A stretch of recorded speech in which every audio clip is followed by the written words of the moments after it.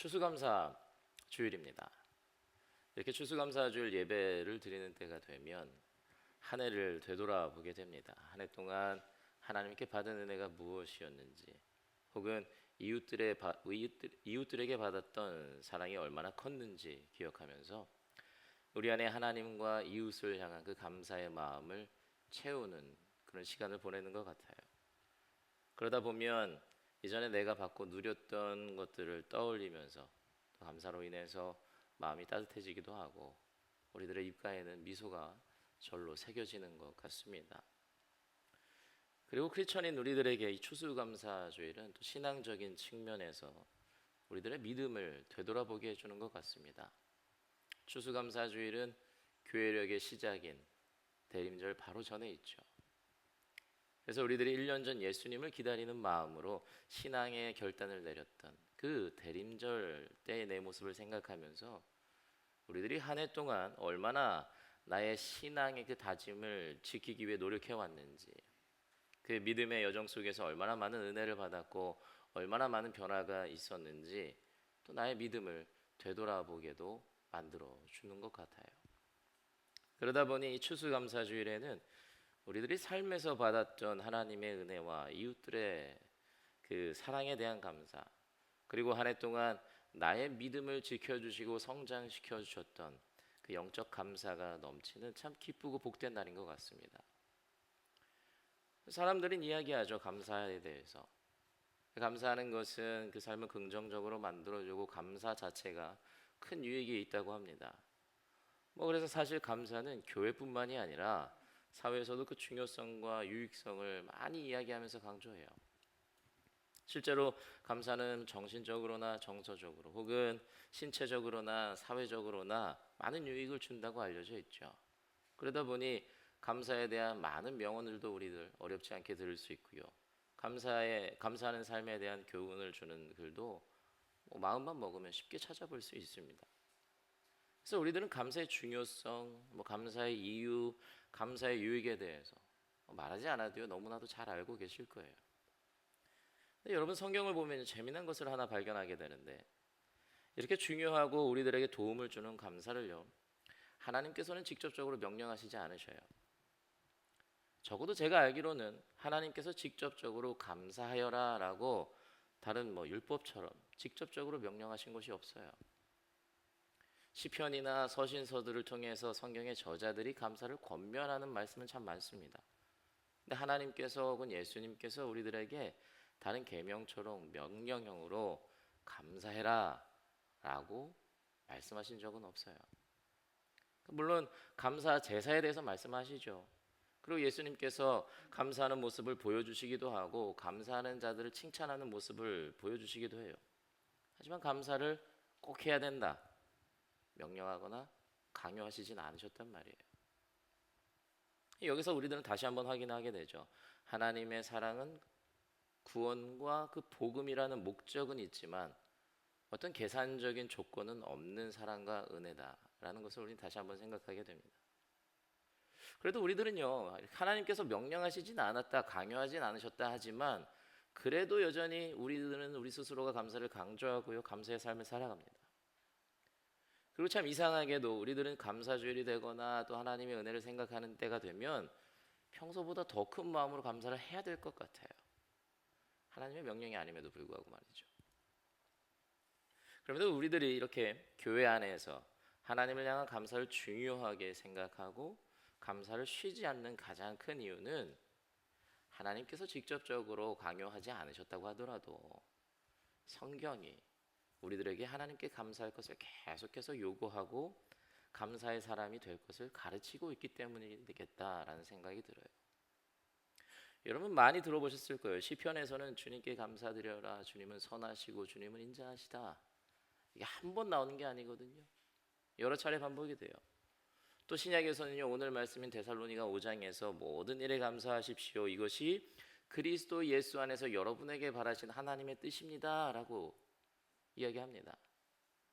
또 골로새서 3장 15절과 17절에서는요 그리스도의 평화가 여러분의 마음을 지배하게 하십시오, 이 평화를 누리도록 여러분은 부르심을 받아 한 몸이 되었습니다. 또 여러분은 감사하는 사람이 되십시오.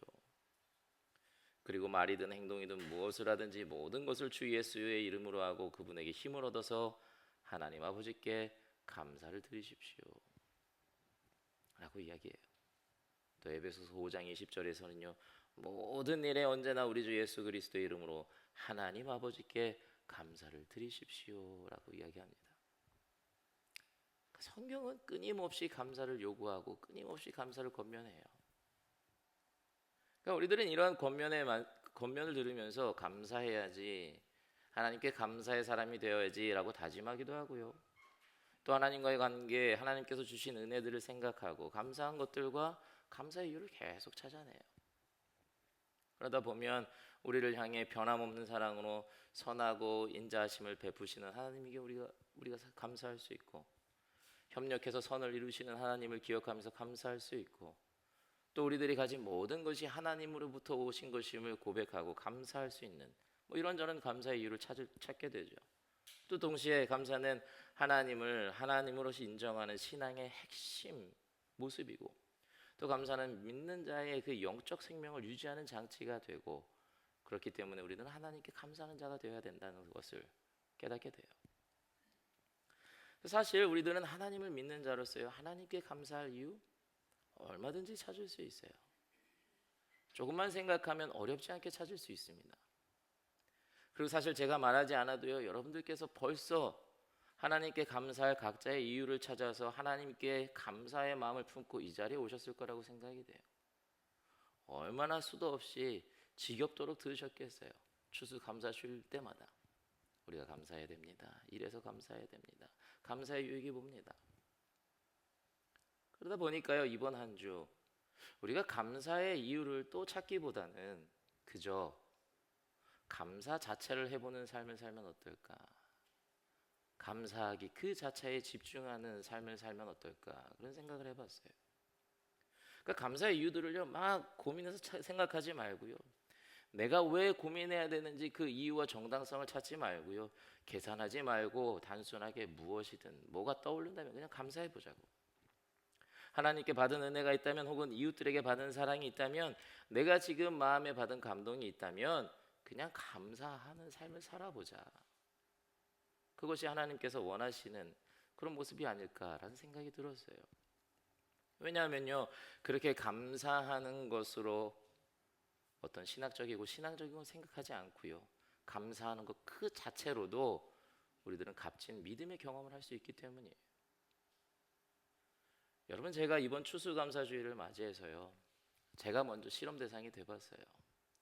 그러니까 무엇이든 감사해보자 마음 갖고요, 책상에 앉아서 감사하는 것들을 막 써봤어요.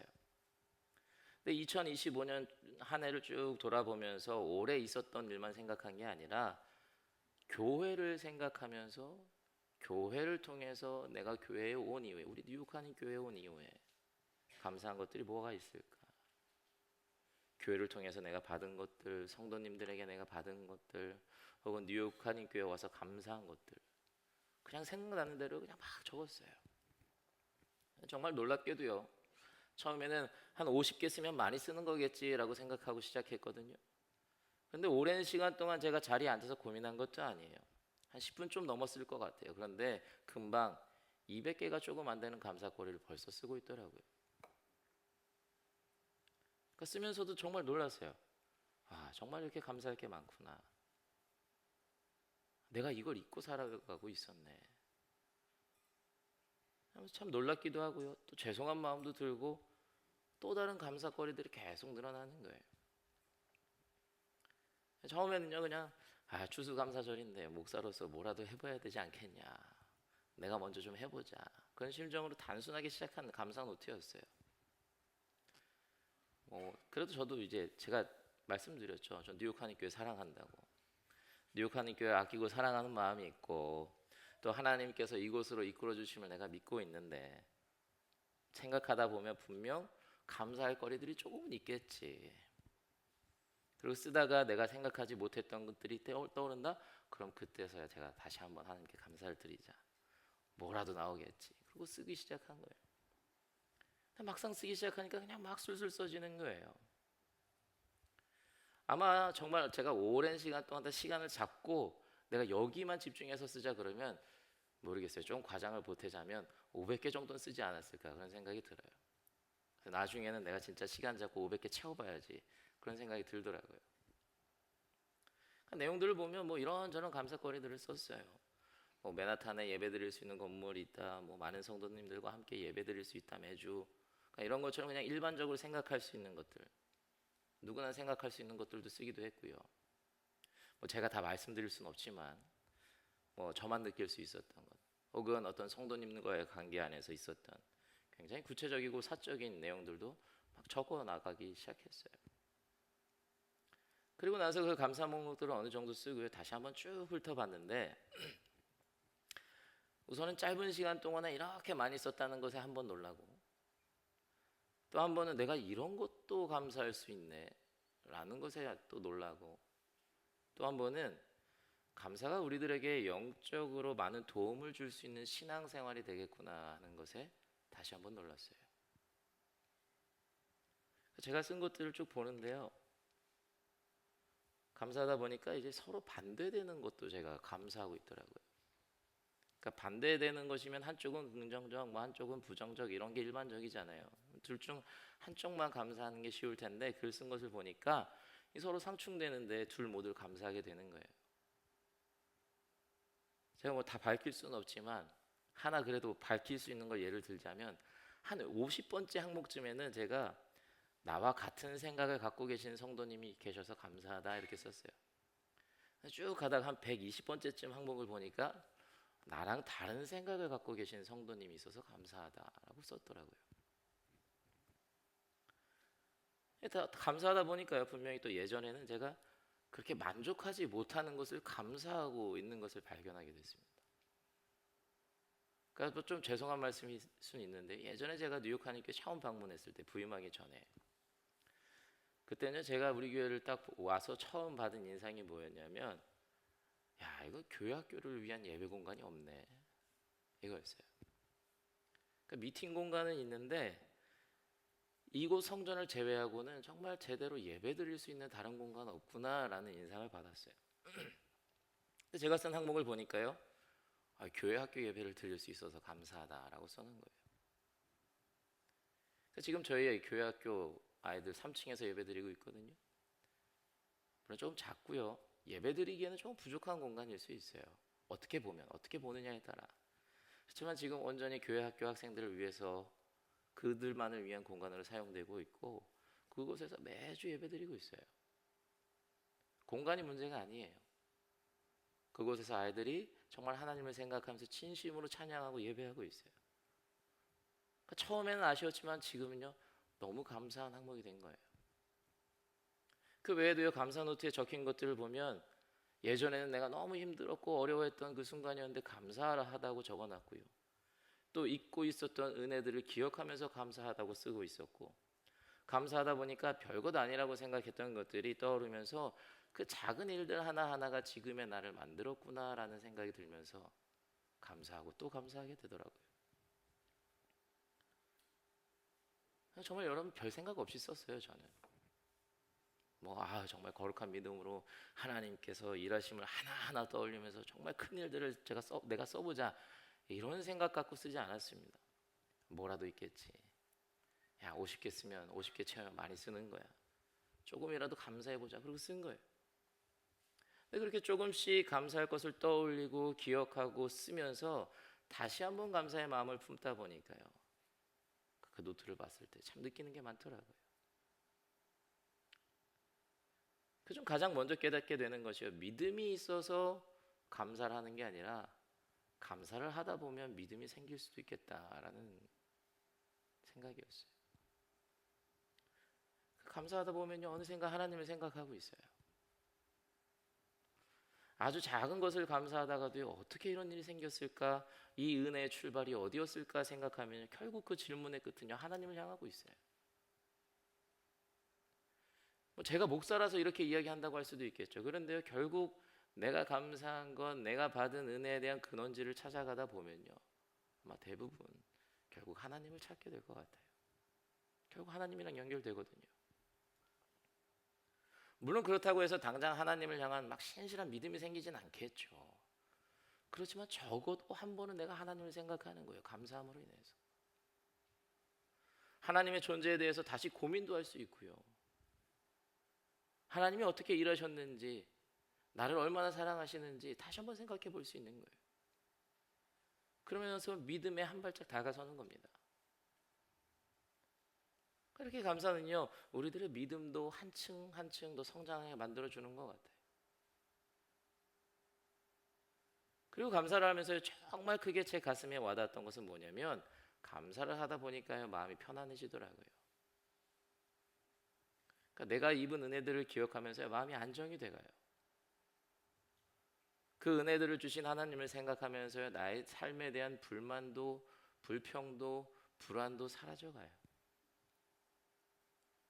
나를 이끌어 주시고 나를 위해 일해 주셨던 하나님이 기억나면서요, 앞으로도 당연히 나를 이렇게 도와주시겠지, 앞으로도 또다시 나를 위해 손을 뻗어 주시겠지라는 사실을 믿고 확신하게 되다 보니까 아는 평안이 찾아오는 거예요. 그러다 보면 자연스레 마음이 가벼워지게 되고요, 그 안에 기쁨이 자리하게 됩니다. 불안이 사라지게 되고요, 걱정이 사라지게 되니 자연스럽게 작은 기쁨이 조금씩 조금씩 채워져 가는 거예요. 그리고 거기서 끝나지 않아요.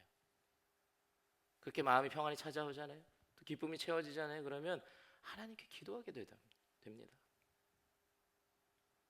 감사할 것들을 적다가 자연스레 하나님께 나의 감사한 마음을 고백하게 돼요. 하나님의 은혜와 사랑에 감사하고요, 이웃과 함께 위로와 격려의 기쁨의 시간을 보냈던 것들을 감사하게 되는 거예요. 그러면서 하나님을 찾고요, 하나님께 기도하게 돼요. 그래서 제가 이렇게 감사 노트를 쓰고요, 감사에 대해서 많은 것을 느끼는 중에 오늘 말씀이 떠오르더라고요. 바울이 쓴 데살로니가전서 5장이에요. 항상 기뻐하십시오. 항상 기뻐하십시오. 끊임없이 기도하십시오. 모든 일에 감사하십시오. 이것이 그리스도 예수 안에서 여러분에게 바라시는 하나님의 뜻입니다. 예전에는요, 이 말씀을 읽을 때 도대체 어떻게 항상 기뻐하는 거야? 왜 항상 기뻐해야 돼? 왜 끊임없이 기도해야 돼? 왜 모든 일에 범사에 감사해야 되는지 그 이유를 찾으려고 고민했어요. 또 어떻게 이렇게 항상 기뻐할 수 있고, 어떻게 끊임없이 기뻐하고 기도하고 범사에 감사할 수 있는지 그 방법을 찾으려고 막 애썼던 것 같아요. 그리고 여기서 이야기하는 것, 기뻐하는 것, 기도하는 것, 감사하는 것이 모두 다 따로따로 지켜야 하는 것이라고 생각했어요. 그런데 그냥 감사하다 보니까요, 기뻐져요. 그냥 감사하다 보니까요, 기도가 나와요. 그러니까 바울이 말한 항상 기뻐하라, 쉬지 말고 기도하라, 범사에 감사하라, 이 말씀은요, 단순한 세 가지 명령을 중요도나 빈도수에 따라서 나열한 게 아닌 것 같아요. 그러니까 이 세 가지는 따로따로 떨어져 있는 덕목이 아니라 하나가 다른 하나를 불러내는, 또 하나가 또 다른 하나를 불러내는 그런 영적인 순환 구조를 갖고 있는 것 같아요. 감사하면 기뻐하게 되고, 그러면 기도하게 되고, 그러다 보면 또 감사하게 되고. 감사가 시작이 되면요, 마음이 밝아지고요, 시선이 달라져서 기쁨이 일어나요. 기쁨이 생기면요, 사람은 자연스럽게 하나님께 마음을 열고 기도하게 돼요. 그리고 기도하는 사람은요, 다시 하나님의 일하심을 보기 때문에 또 감사할 수밖에 없어요. 감사가 기쁨을 일으키고요, 그 기쁨이 기도하게 만들고요, 그 기도가 다시 감사로 이어지는 거예요. 그리고 이러한 흐름 속에서 우리 크리스천들은요, 각자가 갖고 있는 믿음이 또 자라게 되고 또 단단하게 되는 것 같아요. 그렇기 때문에요, 감사는 어쩌면 믿음의 마지막이 아니라 믿음의 출발점이 될 수도 있는 것 같고요, 기쁨은 하나님을 신뢰하는 믿음으로 우리를 인도하는 장치가 되고요, 또 기도는 감사와 기쁨이 계속 흐르는 길을 열어준다고 우리가 이야기할 수도 있을 것 같아요. 그러니까 이 선한 은혜의 순환 가운데서 우리들은요, 더욱 하나님께서 원하시는 성도로 변해가는 거겠죠. 그래서 오늘 바울이 마지막에 이야기하는 거예요. 이것이 그리스도 예수 안에서 여러분에게 바라시는 하나님의 뜻입니다. 여기서 마지막에 이야기하는 이것이라고 할 때는요, 이것은 검사에 감사하는 것뿐만 이야기하는 게 아니에요. 그게 그것뿐만이 아니라 항상 기뻐하는 것, 쉬지 말고 기도하는 것, 범사에 감사하는 것, 그 모든 것, 그 세 가지를 묶어서 이야기하는 거예요. 그 세 가지 모두가 하나님께서 우리들에게 바라시는 일이라고.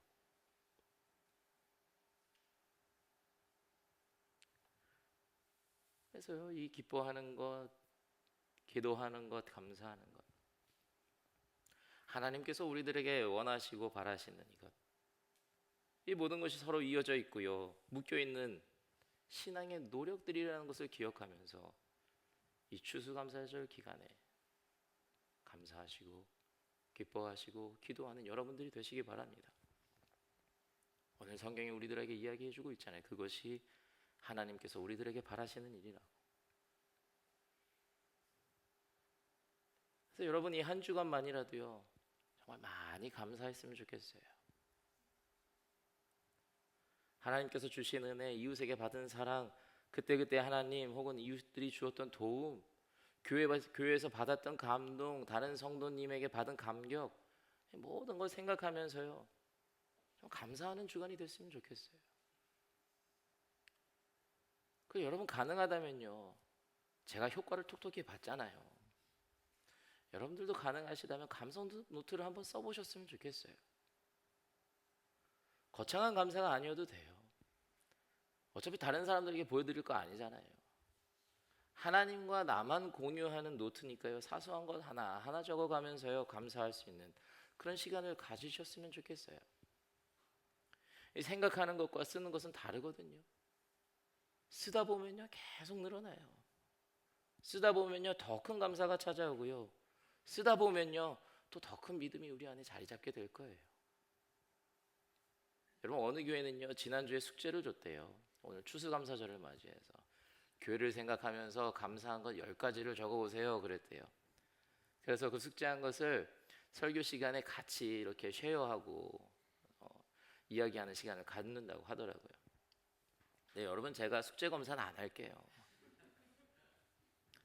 한번 쓰면서 우리가 하나님과 이웃들에게 감사하는 시간 꼭 가지셨으면 좋겠어요. 그리고 하신다면 10개 너무 적어요. 여러분도 아실 거예요. 조금만 마음 먹고 쓰다 보면 100개도 아마 금방 쓰실걸요. 개수 제한 두지 마시고요, 그냥 생각나는 대로 가볍게 우리들이 감사한 것 하나하나 써보시기 바랍니다. 그러면 우리 안에 기쁨이 생길 거예요. 우리 안에 평안이 찾아올 겁니다. 마음이 안정이 되고요, 마음의 여유가 찾아오기도 할 거예요. 그럼 말씀드렸죠, 거기서 끝나지 않습니다. 감사를 통한 기쁨으로 인해서요, 하나님께 기도하시게 될 거예요. 그리고 다시 한 번 더 감사하면서요, 그 선한 순환이 계속 이루어질 거예요. 여러분 오늘 추수감사주일입니다. 추수감사주일로 시작하는 이 한 주간, 작게라도 감사할 수 있는, 정말 감사를 실천할 수 있는 여러분들 되시기 바랍니다. 그래서요, 그 감사와 기쁨과 기도, 그리고 다시 감사로 이어지는 그 은혜의 선한 순환 속에서 변화를 체험하시고 거룩함을 입어가시는 여러분들이 되시기 바랍니다. 그래서 정말 오늘 말씀하신 것처럼 하나님께서 우리들에게 바라시는 그 거룩한 삶을 감사를 통해서 하루하루 실천하고 이루어 가시는, 정말로 감사와 기쁨과 기도가 가득 찬 그런 한 주를 보내시는, 그런 삶을 살아가시는 우리 사랑하는 뉴욕 한인교회 성도님들 되시기를 주님의 이름으로 간절히 축원합니다. 아멘.